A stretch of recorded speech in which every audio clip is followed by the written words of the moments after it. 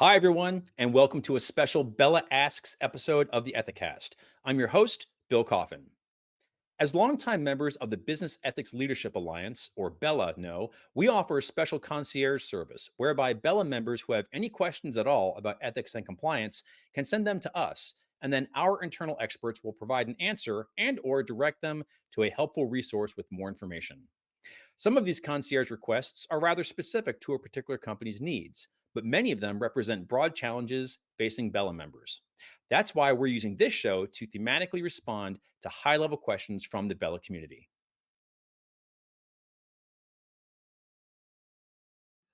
The question for the ages, Bill. Yeah, this one, we get this one all the time. And it is a challenge, right? It is a challenge. And it's a challenge for a couple of reasons, right? It is a challenge because there's a legitimate fear of over surveying employees, right? There's absolutely survey fatigue. We all get surveyed everywhere we go. I try to check out at the grocery store and it's like, on a scale of 1 to 10, how likely are you to, recommend blah, blah, blah to your friends and family? I'm like, I'm just trying to buy milk. Come on. Right. So there's absolutely a fear of over surveying. There is a very robust data set and a very established practice inside a lot of organizations of running employee engagement surveys. And so when a compliance team is thinking, we would like to run a speak up culture survey, you very often run into this brick wall that is HR's engagement survey. And the answer is, well, we're already surveying on engagement. We don't need to do another survey. And in fact, that's very much not the case. And here are a couple of the reasons that you can give your HR team to explain how not only you can use the data from a speak up culture survey, but they can use the data from a speak up culture survey, and all of the reasons why these two data sets actually work really nicely together. So the typical engagement survey gives the HR team a lot of actionable data on compensation, on benefits, on how people feel about their work environment, things along those lines. What they are less good at is giving you a really good sense of the extent to which people feel psychologically safe using their voice at work, and the extent to which a particular manager is supporting that kind of psychologically safe work environment. So that's point one. So data sets go after slightly different things, and they don't necessarily lend themselves to the kind of analysis that a speak up culture survey does. Point two is any survey, speak up culture survey, engagement survey, doesn't matter which one, is a point in time measurement. So if you can run a speak up culture survey that is on an off cycle from your engagement survey, then you are going to start to get a more regular set of insights about what might be happening across a particular part of the business. Third piece is these two data sets inform each other. So if you have a manager that is not scoring particularly well on the traditional engagement survey questions, and you have that same department that does not score particularly well on speak up culture, you can go and get in front of that problem faster than if you're relying on just the engagement survey data. So complementary data sets that are getting at different data points, and data sets that can come from different points in time, all ways that these two things play really nicely together. So Bill, if you're the director of HR, you might say to me, great, Erica, but what about that over surveying problem, right? Totally legitimate concern. Over surveying is really a problem when employees don't feel like anything's happening with the questions you're already asking. If I feel like my company takes my point of view seriously, and I can point to things that I have seen change as a result of prior surveys, you can survey me every month and I don't care, right? Like I will give you my opinion over and over and over again. It's not a problem. The challenge comes when I feel like you're asking me for my opinion and not listening. So I would posit that the problem is actually less over surveying and more under action on existing data sets than anything else. So show your HR team what you will do with the speak up culture data. Because if you do that and you can talk to employees about how you're planning on utilizing the results, you will see less pushback on the surveying process. There's also lots of creative ways that you can include the survey. You can embed it in training, right? There's lots of ways that we see companies doing those pieces. But I would say push back on the over surveying piece, because it's actually not over surveying. It's people feeling like their voices aren't heard.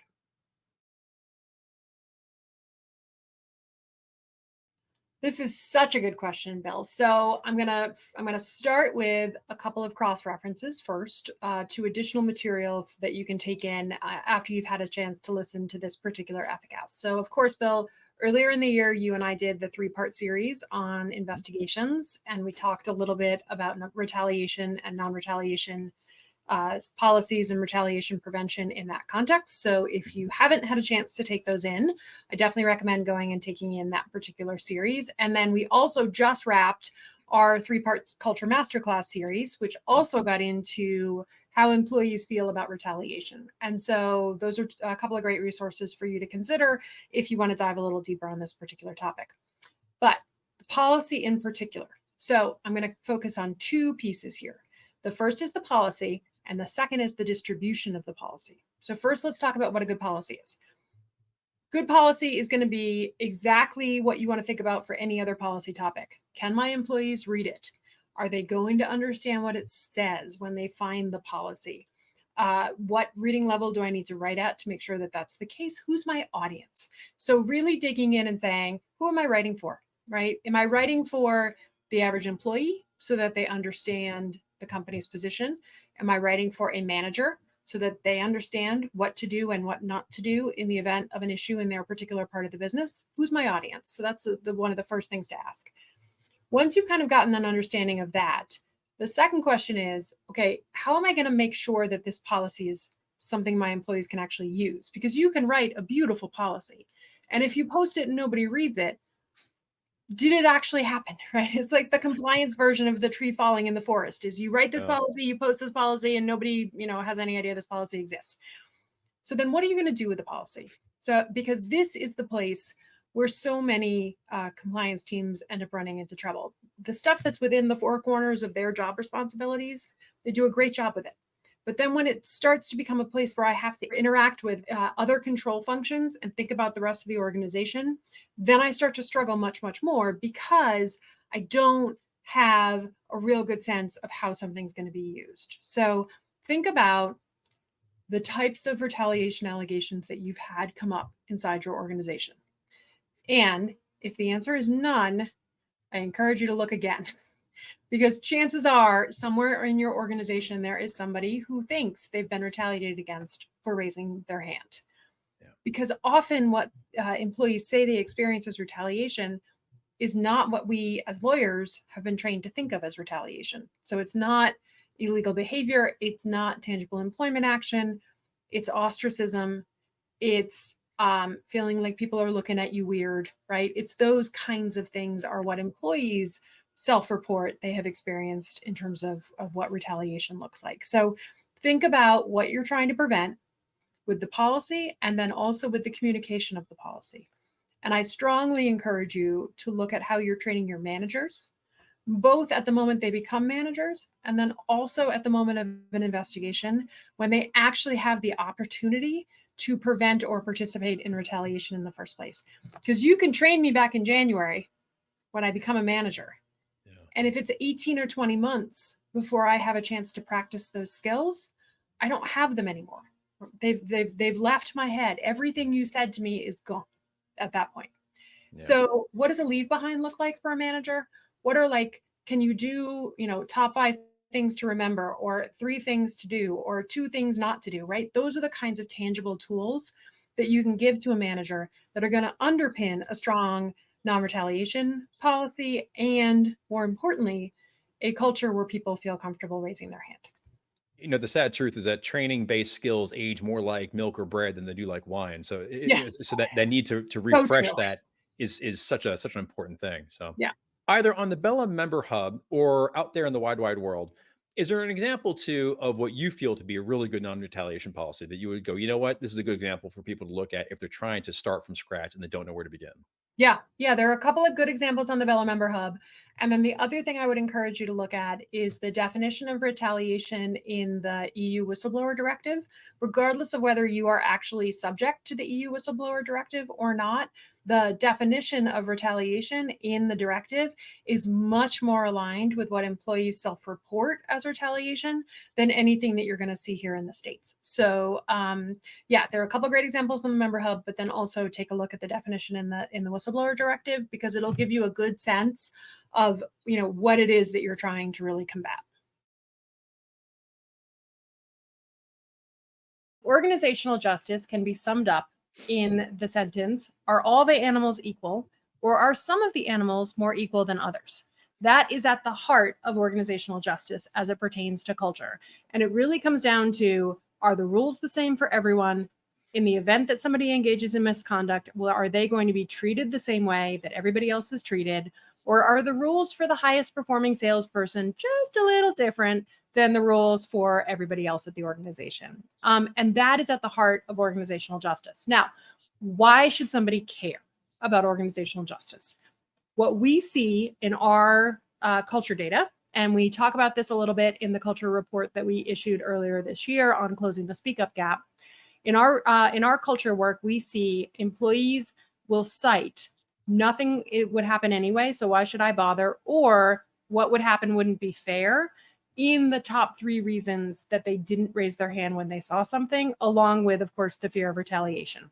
So it really comes to that question of, how do I demonstrate to my employees that I take issues seriously, I will take action, and the thing I do will be fair, and will be fair regardless of who's engaged in the situation.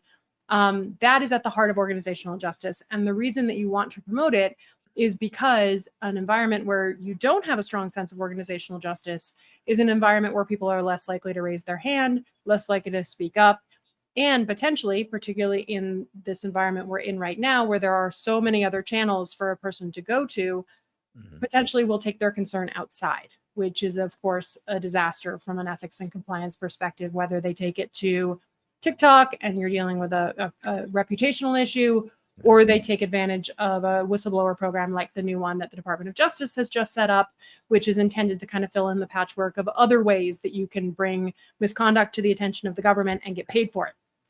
So in an environment where you can take misconduct to the attention of the government and get paid for it, you really need to be thinking about, how do I shore up my speak up culture internally and make sure it's as strong as possible? So the first thing about promoting a sense of organizational justice is going to be making sure that you actually have one, which I realize sounds kind of crazy, but who's responsible for deciding on discipline at your organization in the event of substantiated misconduct? And then who's responsible for actually enforcing that discipline and making sure that that discipline happens? It is not uncommon, based on our data set, for the disciplinary decisions to be the responsibility of human resources and the individual business unit leaders that are responsible for the part of the business where the misconduct happened.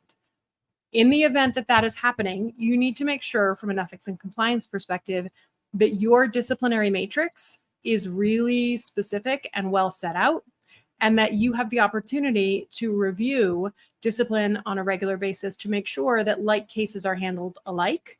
Otherwise, you're going to potentially wind up in a situation where it's not just a perception that the rules are not the same for everyone. It is actually true that the rules are not the same for everyone, because the sales leader in Germany has, defended the high-performing salesperson who's actually a bully and a jerk, and has all of these issues that have been substantiated, but nothing can be done because the manager is standing in the way of that person actually being disciplined.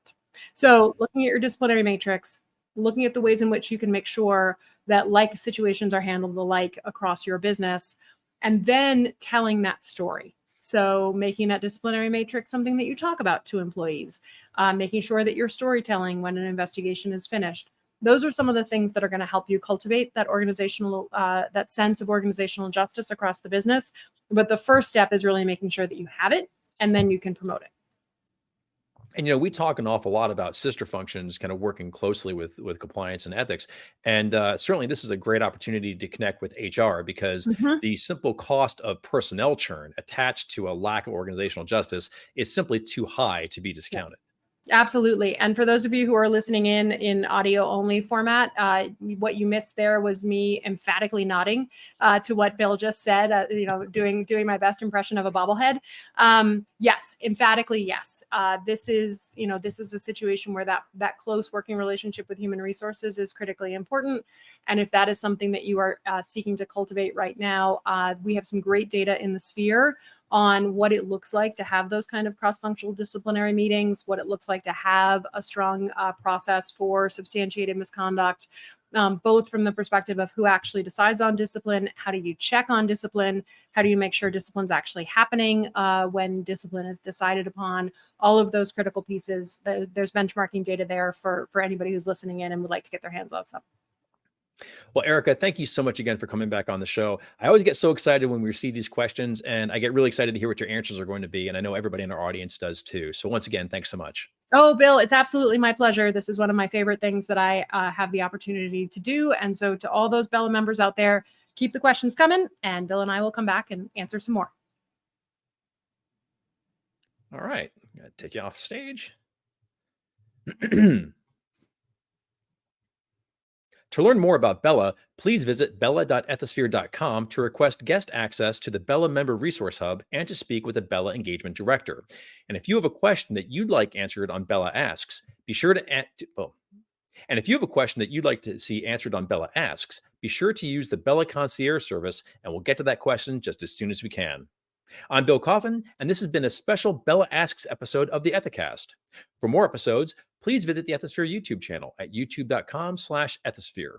And if this is your first time enjoying the show, please make sure to like and subscribe on YouTube, Apple Podcasts, or Spotify. Thanks for joining us. And until next time, remember, strong ethics is good business.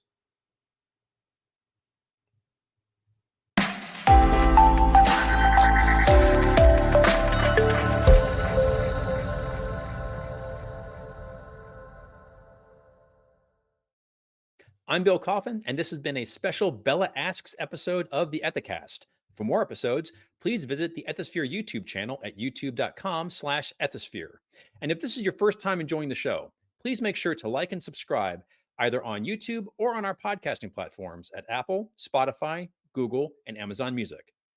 To learn more about BELA, please visit bela.ethisphere.com to request guest access to the BELA Member Resource Hub and to speak to a BELA Engagement Director. Thanks for joining us. And until next time, remember, strong ethics is good business.